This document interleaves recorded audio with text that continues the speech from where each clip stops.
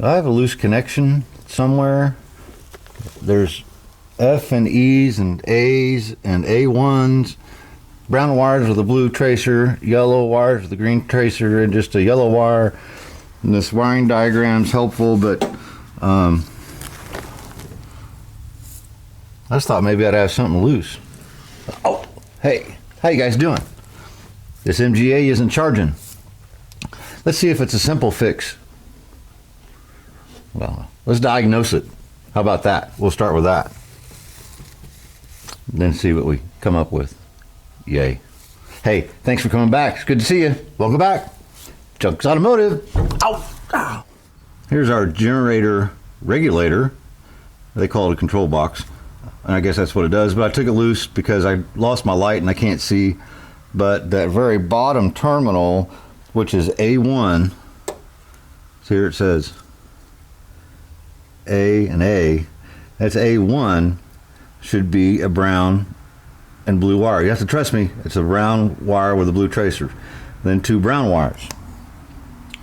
So you see here, A1, this shows two brown and blue wires, which one goes to the switch, the ignition switch. Is that right? 17? Oh, it's a lighting switch. Okay. And so why does that make any difference? When our wires on our generator or our dynamo are yellow with a green tracer and a yellow wire. Okay. Anyhow, I believe everything's where it's supposed to be. Kind of. Says, check to make sure the connections are right. Okay, I did that. After switching off lights and accessories,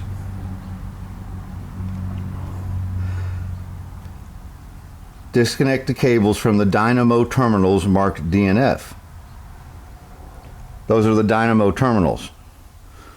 Those are control box terminals, so dynamo terminals.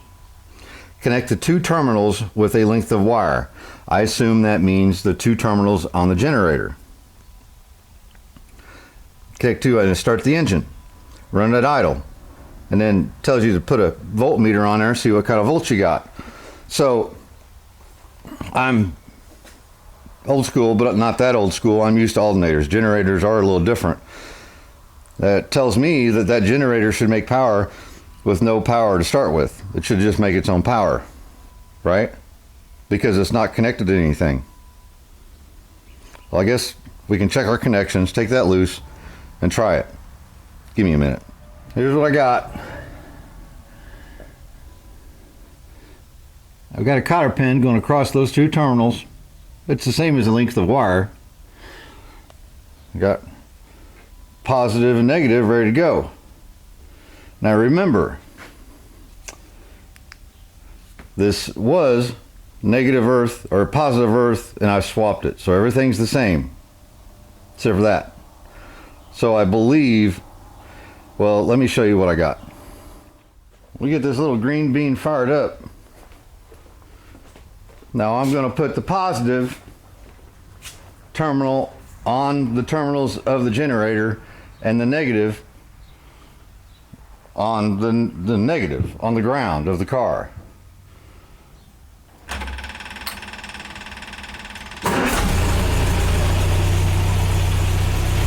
Once you get her started, it fires right up.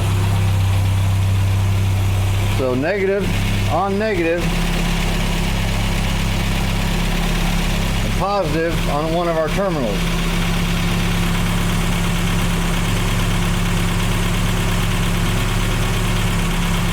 That tells me it's working, but backwards. Okay, here's the wires I took off. I think you're oriented right. I think it's because we're doing things backwards from how it's designed. But I believe once I hook these up, because I remember measuring, there was no power coming out of those, either one. So what I'm going to do is hook these back up correctly.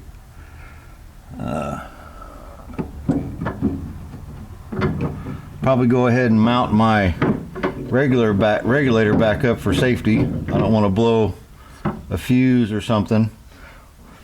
So what I'm going to do, and usually you incite these or excite them so they start charging. So what you usually do is they tell you up here to connect this wire together and this wire together while it's running, just momentarily, and it should start working. And I can also see sparks inside there, so that means the brushes are touching, they're doing stuff. You know, they might need to get broke back in. This thing's only sat around for 54 years. So let's hook these back up, hook that back up, and then I'll, and of course, while I do all this, I'm gonna disconnect the battery. I don't want to have any mishaps, fires, you know, anything like that. Then while it's running, I'm gonna connect those two terminals together, either down here or up here. What could go wrong? Getting this here regulator control box hooked back up. It's a little difficult for a lone ranger like myself, because I like to do stuff by myself, but a lot of times it's nice to have a helping hand. My 7-year-old, she likes to try and help.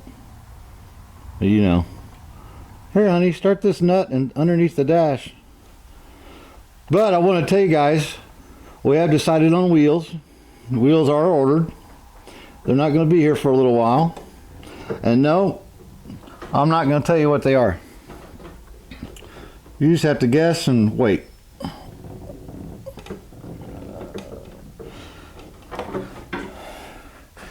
But you can keep on guessing. And we're about to order interior stuff, I believe, here in the next day or so. So that'll be neat. But yeah, it's nice to have a book, because I'd have never thought, believe me, I'd have never thought that was going to tell me anything until I read it and understood it. It's a little confusing, but you take it literally. You know, try to diagnose stuff. You know, we didn't want to go throwing a control box on here and throwing a generator woolly gig thing. You know, I'd assume put a GM alternator on it, but probably could. They just don't quite fit. I don't know. Keeps giving us trouble. We'll come up with something. Then I guess they make a generator that's actually an alternator, but it looks like a generator. That's probably cheap. Anyhow, let's get this fired up, see what happens. There's battery voltage as it sits, which ain't bad as much as I've been running it. Maybe this thing started charging and I just didn't pay any attention. Let's find out. I did find my light, by the way. It was underneath the dash where I was putting that stupid steering column in over the weekend, and we drove it around the yard. Boy, that was fun. You didn't check that out. I'll put that video right here somewhere. Runs and drives. Let's see. I do need to put my brackets in yet underneath the dash, because you know, still moves around.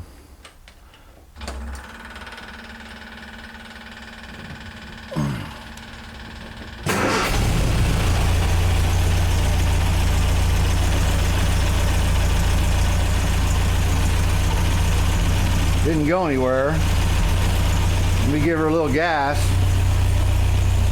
see if it goes up. Of course, you can tell our light's still on. Oh, that ignition light being on means it's not charging. I can find the gas pedal.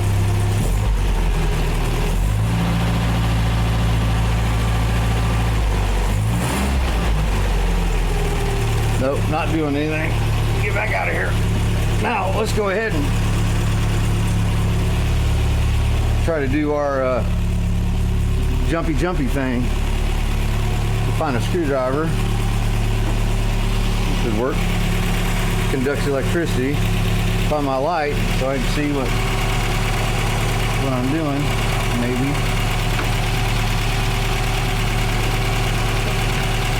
There we go.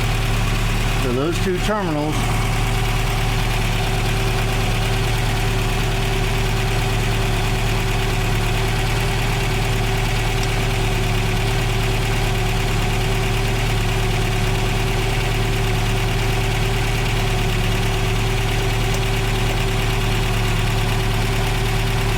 working and doing stuff.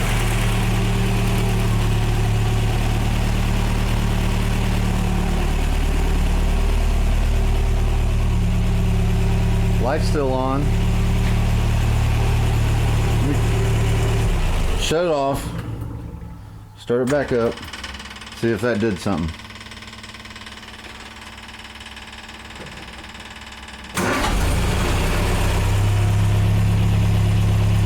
Nope.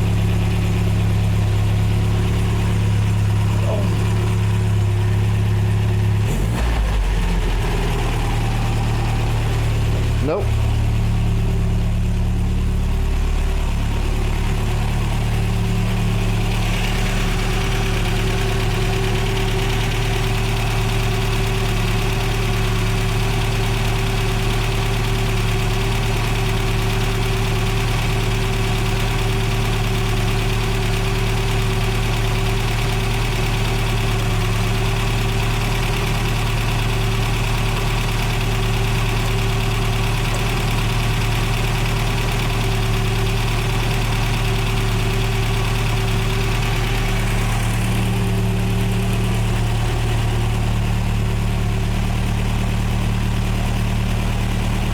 Huh.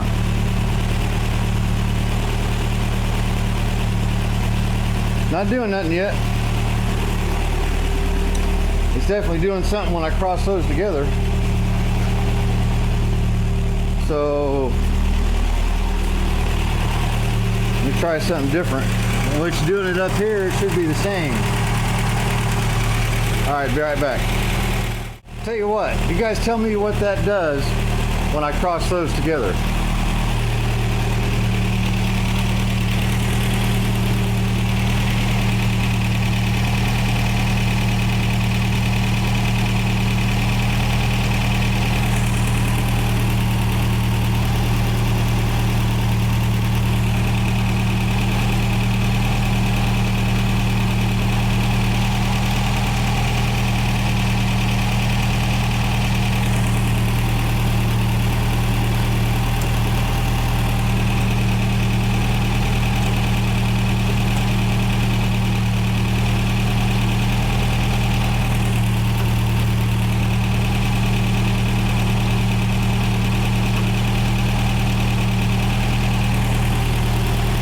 Huh, I bet it didn't do much, did it? It went up for a second, I thought.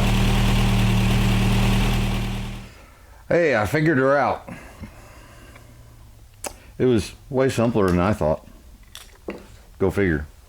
Hey, so after checking all my connections and figured out that once I jumped across those two, it would charge. I could rev it up and it'd go to almost 15 volts. But it was sparking and doing, I'm like, it was going clunk, clunk, clunk, clunk. I'm like, that's not good. Well, then I got to looking, did my research.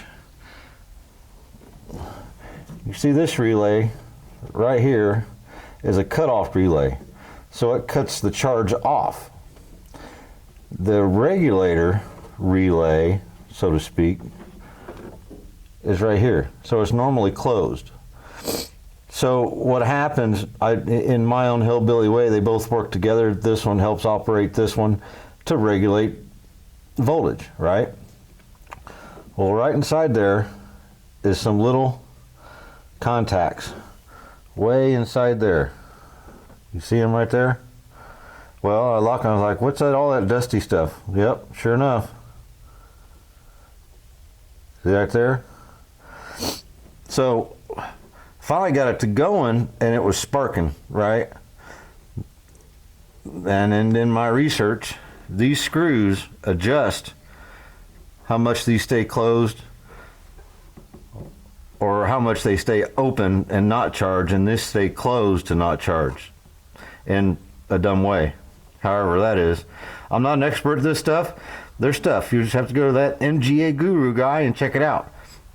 But I've got these adjusted now, so I'm going to show you once I get this fired up, we turn that back on. So we're at 12.8. It's higher because it's been charging. Key on. I'll pull the starter cable right here.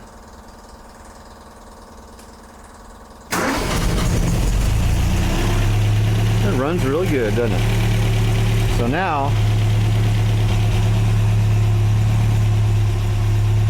12.8. Let me give her a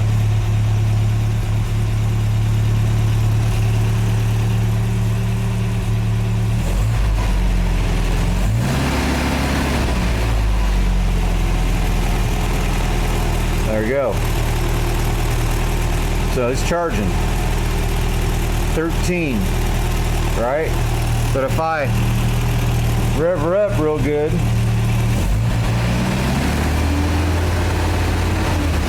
about 14.7. So what I'm going to do is I'm going to back both these off just a little bit. You loosen them, less voltage. Tighten them, more voltage. And when I found out, because I was messing with everything, I had one too tight and the other one too loose. So it wouldn't back it off, and it was smoking. There's a little rheostat down inside here, right there, getting hot. So I got them closer to being to each other where they should be. It's 13.2.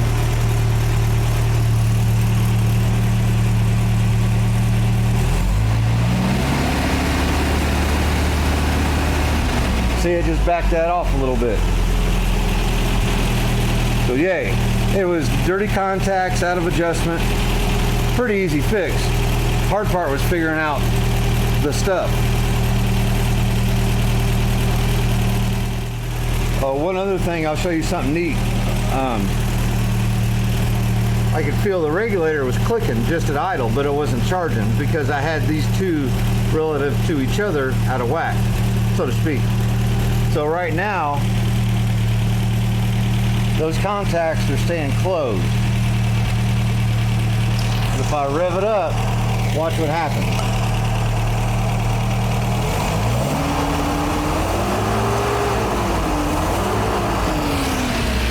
So that's what it's doing, is it's opening those, regulating it, right? It's like pulse width modulated, but really old school.